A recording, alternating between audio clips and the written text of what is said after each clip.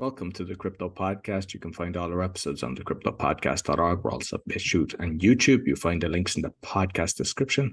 I'm also a podcasting coach because I've got 5 other podcasts. You'll find everything about me on bio.link/podcaster. I always love speaking to fellow podcasters, especially ones that actually started before me, which is rare. Please welcome Richard Carthon. Hey Roy, how you doing? Glad to be on the show. Excited to have a good conversation today. No, definitely. So I suppose you might let the listeners know who's Richard. Absolutely. So my name is Richard Carthon. I am the host of a podcast called Cryptocurrent, where we help to bridge the gap between people who knew nothing about the space with the thought leaders in all things Web3. So we're talking cryptocurrency, blockchain, NFTs, metaverse gaming, etc. And I'm also the managing partners of a few different funds as well. Oh, excellent. And I mean, my main purpose, because this was kind of my last podcast, but it was kind of, I saw that there was so much kind of fraud and corruption going on. And it's a shame because I can also see it being the saving grace with the solutions that are there through blockchain. So you've been there, 4 years before me. And I mean, 300 and what, 84 episodes later, which is extremely impressive. Yeah, thanks, man. And it was what I've seen, especially as it relates to like scams and everything else. As the space continues to mature, you're starting to see more and more different companies start to spin up that are trying to help combat it. Actually, the show that I recently just released was with one of the founders of Forta Network, and what they are is basically like a security network where they can do two things for you. One, monitor your network, your blockchain, and then detect as soon as there's some sort of breach. And then two, when there is a breach, starting to help you with the first steps to rectifying and solving the particular breach. So the same way that you have it in your traditional Web 2.0 companies, bringing that kind of opportunity over into the Web 3 space. So it's just really cool that before when you would bring that bring up something like scams or other things, like I couldn't necessarily give you a resource on next steps for things to do, but by doing this for the last 4 years now, if you bring up any kind of scenario, I basically be like, oh well, here's this company, oh well, here's what's going on here. And it's cool to be able to like have that kind of backlog of information I can now share with others.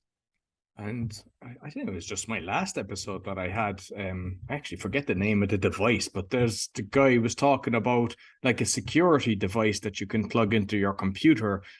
Is it a Yang or something like that? Yin Yang, it's some kind of device. But the fear of that is one, technology breaking, and two, that you just lose it or something like that. If you, because usually we bring our laptops with us when we're traveling around the world, and if something like that kind of gets disappears, you're putting a lot at risk.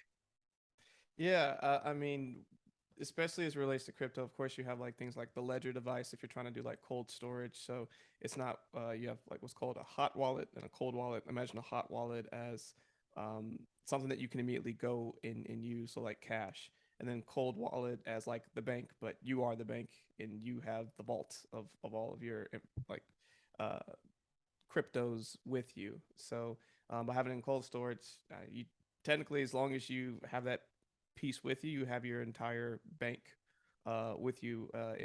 And let's say that for some reason it breaks or whatever, you just need to then know your recovery phrase, your seed phrase, and then you can like buy another ledger, use your seed phrase to restore it, and then you have all your money back again. But yeah, there's always risk when you become your own banking system, when you are the last line of defense. And like, I don't know about you, but I remember the first few transactions I done, panic kicked in. It was like, you're typing this huge long word and you're going, oh, did I do it right? Did I? Because unlike a bank, if you do this wrong, say goodbye. Oh yeah, and it's interesting because I think everyone's had like a little lesson where they tried to send some money. They say they send it to the wrong address or the full amount doesn't get there. And so I always recommend the first time that you're sending money anywhere, even if it's to your own wallet or someone else, send the smallest amount possible. So I always say like, want somewhere between $1 and $5. And then once it goes through, then you have the right address and you can send the rest of it. One time when I was first getting into space, I got excited and I had made some money on a particular investment, and I was trying to then move it back to my exchange to cash out. But when I did it so fast that I didn't realize that, you know, with some cryptos, instead of just putting the address in, you also have to put in a specific a phrase. And so if you don't add that second phrase, the transaction doesn't fully go through. So I lost a good investment by sending it all on the first try instead of just sending a little bit to make sure that it all worked. And that was a very expensive lesson for me to learn. Yeah, and I think that's the thing because there's even like somebody who was experienced in crypto did a search and used the first Google that came up, and that was a scam.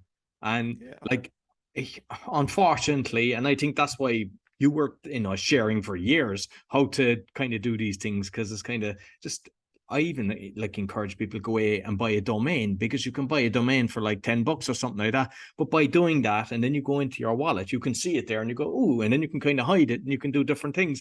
But you're just getting experience with it. And I think there's the Pi network as well. I don't know if you're familiar with that. I see it, like I use that on the phone. And I just kind of curious how it's done. And then they were kind of doing trials that you could play around with it. So I was kind of, sending stuff to the friend, he was sending it back. And it's just kind of getting used to this technology instead of fearing it. Yeah, there are a lot of unique opportunities in the world of cryptocurrency and Web3. Web3 is the new popular phrase when you kind of put all the different elements of blockchain technology. So if you hear someone say Web3, they're talking about cryptocurrency, blockchain, uh, NFTs, metaverse, and things within that realm. The other thing I want to make sure to keep in mind with the audience is that when someone says cryptocurrency, they're not necessarily talking about a currency. They're not talking about like fiat and something like a currency. A lot of these cryptocurrencies got put under the umbrella of blockchain startups. A lot of these companies are blockchain startups. And so by keeping that in mind, a lot of the cryptocurrencies that are coming out have a lot of different utilities and things that they're trying to solve for. So when I first got into space back in 2018, beginning of it, there was roughly 2 or 3 thousand cryptocurrencies. 4 years later, there's over 20,000. So it just shows how quickly this space is evolving and growing. Um, and the other thing to keep in mind is that, as we know with all startups, 90% of them fail. So just because they're here today doesn't mean they're here tomorrow. You saw, unfortunately, a lot of pump and dumps. A lot of people who tried to come in are companies that come in, make as much money as possible, then leave, and then unfortunately the later investors with the bag. So educating yourself so you can protect yourself, I think, is essential, and that's a lot of the tools that we wanted to make sure that we could share with our audience so that they could feel empowered to make good choices as they kind of maneuver through this Web3 space. Excellent. And like what I've learned through my journey it is because what happened is first I was introduced to it in 2014 and it just once I heard wallets, I was like, not for me. And I've missed the boat so many times. But with the NFTs, I really like that. What I've learned is just by having different guests on the show, I'm learning so much. And then like I'm not only beginners because it was kind of aimed for beginners, but there's a lot of experienced people coming in and get contacting me and going, hey, I didn't know that. And I think because of my own lack of understanding, the questions I'm asking is kind of making people going, I made that assumption as well. It's, I assume you've had the same in your long journey with this. Oh, absolutely. Back when I first started this show, back when I was first getting into my experience with cryptocurrency, it felt like drinking water from a fire hose. It was just so much information at once. And you're just like, where do I even start? My cup can only take so much at once. Like, how can I even start letting this feel so overwhelming and just start to take little bits? And so, um, at the time in early 2018, a lot of the information I was giving out was either shilling, aka someone saying like, "Go buy this thing and it'll make you crypto rich and get your crypto Lambo," all this kind of stuff. And a lot of those are unfortunately like pumping up schemes. And then the other side was either extremely technical. You have people who are coming on talking about the programs and talking about how the blockchain and all this stuff works, and all the terms were just way over my head. I didn't understand anything. So my goal was to come in, talk to really smart people and ask them all the dumb questions that other people are afraid to ask. Because I was like, okay, if you can get me to understand by the end of the conversation, I know anybody can understand this. So to go in, come from a place of curiosity, challenge on certain aspects to make sure that I fully understand and grasp it. And then by the end of it, I know that if I can take away from that conversation, I can build. So I can keep building into each conversation. And by the end, I should, know a few things here or there. So same with you. I think it's really awesome that you ask those kind of questions because you're as much as people think they know a lot about a particular thing, or even if they're trying to learn a new thing, people for some reason have a challenge with asking hard questions, or asking questions that they feel like who they're speaking with might think they're elementary, or think that, oh, you should already know that. But I have no problem asking those questions, and I think my audience really appreciates it, and I know that your audience does as well, because it really does help to bridge that knowledge gap and to really build a lot more empathy and more knowledge towards the subject matter.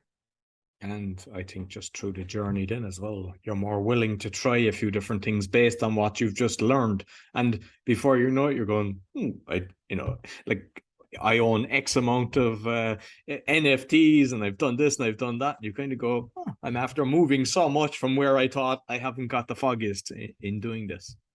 Oh, definitely. And I my thing is to help people follow their curiosity. So there might be a ton of subjects that I bring on my show that do not speak to you, but maybe you are really into energy for whatever reason. So then I bring on a specialist who is finding a way to convert excess energy from solar panels, turning it into a cryptocurrency, and then giving energy back to the grid so that you can pay in that local crypto. You're like, oh my gosh, I didn't even realize that was a thing. How did they pull that off? Maybe I could do that in this country. And so it's just like, how do you first connect and pull a place of something that someone's curious from, have them start to explore that, and then expand as they go. And so like that also has been a really cool entry point. But you keep bringing up NFTs, and what's really interesting is in the last since 2018, the most interest I've gotten in a gigantic wave was last year in 2021, when the big NFT craze really started happening around like March. The most people that have ever contacted me in a short amount of time talking about like, what are NFTs? What is this thing? How do I get involved? Tell me more. Tell me more. Like, people really started eating up the concept of non-fungible tokens. And because I've bid on stuff and I've seen a lot of kind of fraud and everything on it. And I know I like, because I was kind of going through, I didn't have time to listen to all because 380 odd episodes, but I know that you've covered it and you've covered OpenSea. There was one, I hadn't heard of it, but there's some other platform, and then you'd OpenSea and somewhere else. So like, what's your experience? Because there's so many of them out there now, and it's trying to, which one is the right one for me? Right. So as you explore NFTs, there's a few ways you need to first target it. One is, why are you trying to get this NFT? Are you looking at it as a piece of art? Are you looking at it as something that you're trying to flip and make a profit? Is it something that you're just trying to support whoever made it because you really appreciate all the information and things that they're giving? You have to start with why, of like, why are you getting into this space? And then from the other side too is like, if you're a creator, if you're trying to get into NFTs, it makes a ton of sense, because if you think about it from an artistic standpoint, if you were to go create a piece of art, and let's say um, you're at the beginning of your art journey, you sell your piece for $100, but towards the end of your journey, any piece that you start making could easily start selling for hundreds of thousands of dollars. Even when you start selling it, that's a one-time transaction. You're done. It's one and done. And there's like secondary sales. So what if I told you, now as the artist, you can go in, and now whatever piece that you sell, you can go and get 10% on every reoccurring transaction into perpetuity. It's the first time you're starting to see artists be able to have residual income from their art and from their pieces, which I think is amazing. And the same thing with um, musicians being able to do the same thing with their music. I had a person on my show who came on named Spotty Wi-Fi, who has been an artist for the last like 10 years, and the most money he's ever made was last year when he created his album, put it in NFT, and his hardcore fans went and purchased it, and he made almost $100,000 in a matter of seconds. And it's amazing how you're starting to see this shift in the Web3 space of people starting to interact and engage. And the final thing I'm going to add to this real quick is Web 1.0. When you think of Web 1.0, it's just read. You go on a website, you can only read what's going on. Web 2.0 is read write. So you go on Facebook, MySpace, etc. You can go on there and read what's going on and see what's going on. But you're the product. You don't get to make any money from the platforms that you're on. Web 3 is read, write, own. So now you have ownership. Now you can earn and start to make money from being a part of the ecosystem and supporting the different platforms and artists that you're with, and NFTs are a really great bridge to earn and participate in some of that. And which ones do you actually recommend or have you worked with? Because I mean, is it Rarible? There was one. OpenSea, obviously most people know about, but I've talked about it on my previous shows. I could see a lot of bots and spammers on that, which annoys me when I see that, because you just want to have a genuine auction, or a genuine price, so that in turn, the artist gets the best price. But if I'm buying something, I realize, hey, I got a good deal here, I'm more likely to buy more. But when you've been shafted, you kind of go, am I going to waste my time going into a bidding process when I know what this could probably happen again? Yeah, so as far as the platforms themselves, so OpenSea is going to be your most liquid. It's going to have pretty much most of the NFTs that are out there. It is the poster child of the NFT space. You have other platforms like Coinbase NFT that just came out. It's not being used nearly as much. The trade volume on it's not as large, but you have other platforms like Gem XYZ.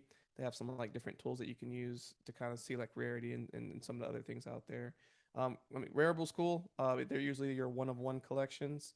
Um, you also have like super rare as well. But I think for someone who's just starting their journey, um, not a bad place to start is OpenSea. Especially it teaches you on like how to use like secondary wallets like MetaMask and other things like that. Because if you're gonna be in this crypto space, you have to understand how to use some of these wallets that are out there, like MetaMask and Wallet Connect and Coinbase Wallet, etc. And so, also while you're looking and trying to get a particular NFT, you don't necessarily have to buy at the price that is listed. You can always go and put bids in. And so that they call it, sweeping the floor. So let's say that you're trying to get an ABC NFT and the floor, the bottom price right now is 1 ETH. So most likely someone who's selling it at 1 ETH will probably take a little bit less than it. So you have to decide, okay, well, how close can I get to it before someone is willing to part with it? So let's say that, the floor is 1 ETH. If I go in and put a bid at 0.95, I probably have a good chance of getting it. I probably have an even better chance if I go and put 0.99, right? Because it's not quite an ETH, but it's really close. And if someone's willing to sell it at 1 ETH, they're probably ready to get liquid because they want to do something with that. So when you're looking at bids, one of the things to evaluate is how bad do you really want it, and then you can always make a deal. You can always make a deal. And I heard that some people, they were kind of promoting using the bots themselves for something like that. Like, just say if they were doing a drop of loads of different, which can happen, that you're basically maybe going in, putting in bids very low on, with the hope of somebody doesn't pick up on that. But if everybody starts doing that, it kind of defeats the purpose. It's like, I can understand it from a buyer's point of view, but then if you've got 1,000 people doing that, it's like you have a bot war basically.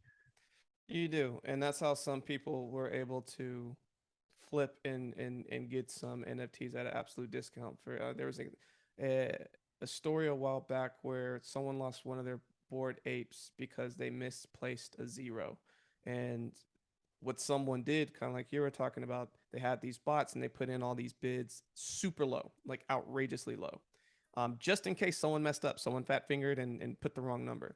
And so what happens is someone did that, and because that bid was already there, it immediately executed it, and then the person went back and sold it basically at the floor, and the person made like a 75 or 100 ETH profit in a matter of minutes. Wow. And so for some projects, it makes sense to go in and just have those low balls there just in case someone messes up. Um, but it, to your point of, if everyone's just having like these bots set up everything, is that kind of defeating the purpose?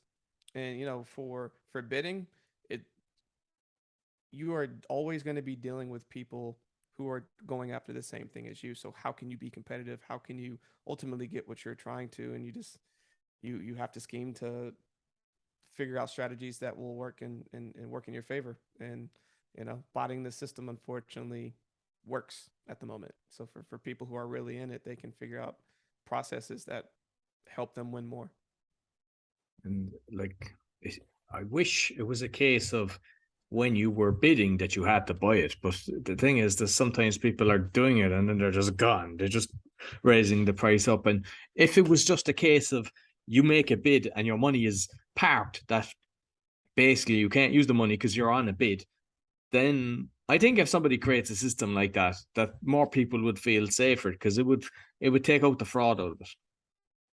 Because with Yeah, me, what I experienced is I could see there was bots going on, and I put in my bid, and I said, I don't think they're going to buy all these, and they didn't. And it should have come to me next, but it didn't, and it eventually just took it off the auction. So there was two kind of frauds going on, and the problem is when that happens to millions of people or whatever, they're going to just kind of step away from it. When the reality is, as we've discussed earlier, this is actually really putting money in the true artist's hand, whether it's musician, paint or whatever they're doing. The people that deserve the money instead of all these middlemen that are crooks. Not all of them are crooks, of course, but there's a lot of them out there. yeah, and there are also just a lot of people who are just trying to make profit, right? So that they see people are going to follow the money and they're going to try to find processes, systems to make as much of it as possible. And there's, I want to say vulnerabilities, but there are paths that you can game the system and win more. And so the safest route, obviously, is just to buy at the price that's listed. And it takes all the guesswork out of it, and you got it.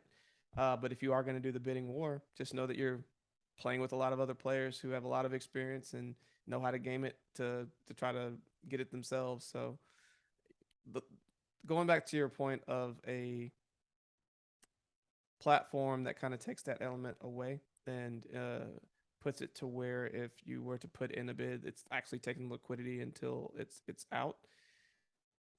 As much as like that would help solve some immediate challenges, I think that platform would struggle just because people who are doing the bidding game want liquidity to be able to go in and have a lot of options. Um, and so therefore the challenge with the artists or the people who are then going and putting their pieces, you're not going to have as much liquid assets on there for people trying to bid up and jack up your price. Because for the in person, you of course you want your price to go up as much as possible because you keep going up. But for the in person, it would be more beneficial for the person who's trying to purchase it. And uh, economically, unfortunately, I just there's a lot people always are trying to make the most money as possible. So, not to say that it is impossible, but I think there would be a challenge for truly creating that model, um, just because you might not be able to get the mass adoption and people who are already in this space over to that platform to then go and engage with it. Excellent. And just on mining, actually, because I know you cover it in your show. So I'm curious, have you done mining yourself? And then what you have learned from some of your guests that you've on? Yeah, so I've done some mining. Um, One of the biggest pieces of mining I did was in the Helium network early. So I had a guest on my show called Emrit. What they were doing was they got a bunch of Helium devices early, and they would pass them out to people for free, and they would just take a percentage back, and you would get to keep the rest. And so you get these miners, you'd mine Helium. So what Helium is a network that helps to provide low RAN broadband to local areas. So imagine if AT&T or Verizon or one of these companies came to you and said, "Hey, I want to put one of my antennas in your house, and I'm going to pay you X amount for helping me, improve the network and having this here." And you'd be like, "Yeah, sure, that's free money. Come this way." So essentially, what that platform was doing was to help to grow this space. And um, the data that was being used, for example, with the Helium network was like helping like Lime bikes. So if you ever seen like the scooters when you're riding around one of the cities, one of them's called like Lime. So the Lime bikes can only survive for 4 hours because it uses a ton of data to then power and like have the GPS and everything that's going on. But if you had a bunch, because it's trying to hit all these towers that are far away, but if you were to connect with a lot of smaller towers along the way, now instead of lasting for 4 or 5 hours, now you last 7 or 8 hours. That's a lot more money because it's up more. Now it's making more money. So by creating that stronger network, it's more profitable for said company. So these companies were then partnering with the Helium network to like help with certain things like that. And so I learned about this space and I was like, oh my gosh, it's really interesting. Yes, I would like to get one. So I got a miner. It was really cool.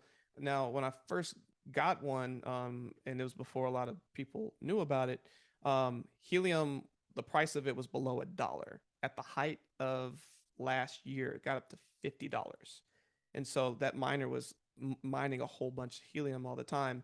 But then as it more people got on it, it started mining significantly less. So instead of getting like 1 to 10 H&T a day, it started getting to like zero point 0.1, 0.01, whatever it is. And so the rewards were significantly less. But in that capacity, because I got in early and I got to mine a good amount, and then the price went up, I was like, oh my gosh, like mining is amazing. And so and I've learned that from other people who got into like Ethereum mining, Bitcoin mining, all this stuff, who got in early did extremely well. And it's because you're helping to prove up the network. But a lot of mining opportunities, a lot of them don't ultimately pan out, but it doesn't mean that they can't have moments of a ton of success. So you have to first find out for the mining. So mining's proof of work. You have to see what platform it's for.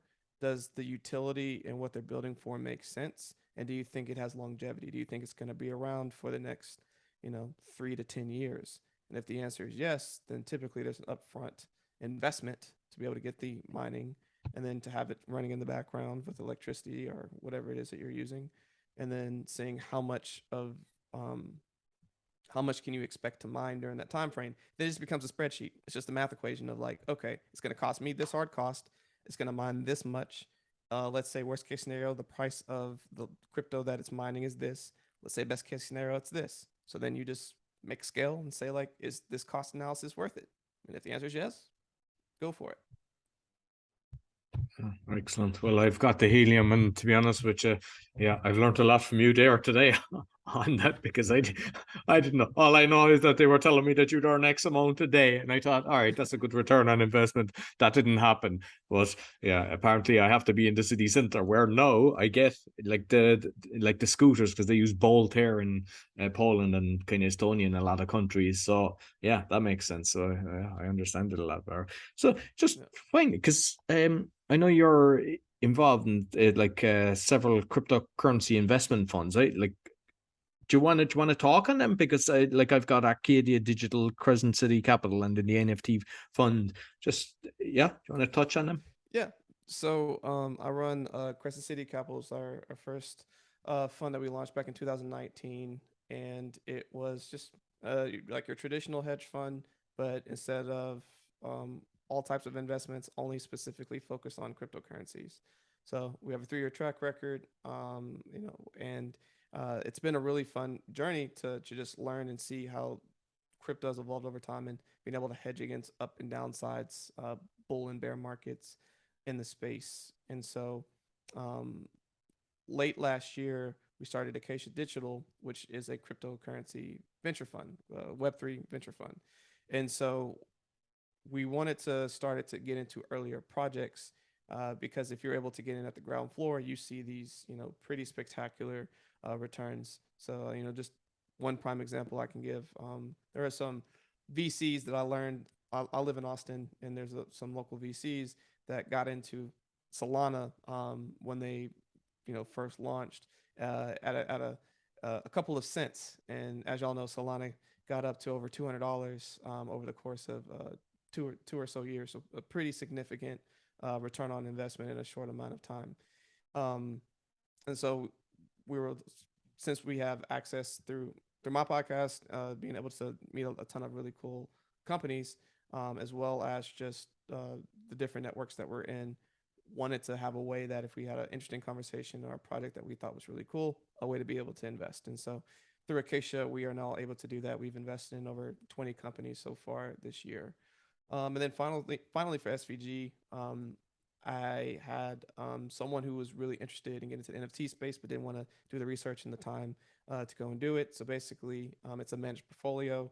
where a certain amount of ETH was given, and then we took it and then went and invested in a ton of different NFTs with the purpose of having the end amount that is given more than what was put in. So it's been a really great tool to help me learn about the NFT space, learn about what are some good opportunities, and then also make sure that I'm focused on learning where the new opportunities at within that space as well. So having all three has been a really cool tool to be able to learn, to be able to provide value back to the accredited investors who have been in it, but then also to just educate.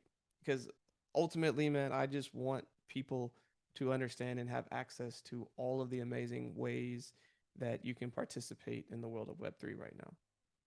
No, excellent. Listen, Richard, thoroughly enjoyed our conversation. You might let people know, how can they find you? Absolutely. So you can find us at crypto-current.co. You can also find me on Twitter at Richard Carthon, Instagram, Richard_Carthon, all social channels. If you on Twitter, if you go to _cryptocurrent_, you can find us there as well. We have link trees to all the other information, but yeah, come reach out. Happy to answer any questions that you have, and happy to talk with you soon. And You have a Roy, I just want to TikTok say channel again, as well, yeah? You have a yeah, TikTok channel. in the TikTok. A cool channel as well. Yeah, yeah. No, I see your social media is doing very well. Yeah, no. Listen, Richard, thank you very much. Thoroughly enjoyed our conversation. Thank you, Roy. So I'll make sure I put all the links both on the audio and the video. So you find all my episodes on thecryptopodcast.org. As mentioned, we're on BitChute and YouTube. Sure to give us a thumbs up, 5-star rating, and check out Richard's podcast. Give him a 5-star rating as well. We all like to come up further in the charts. Until next week, take care.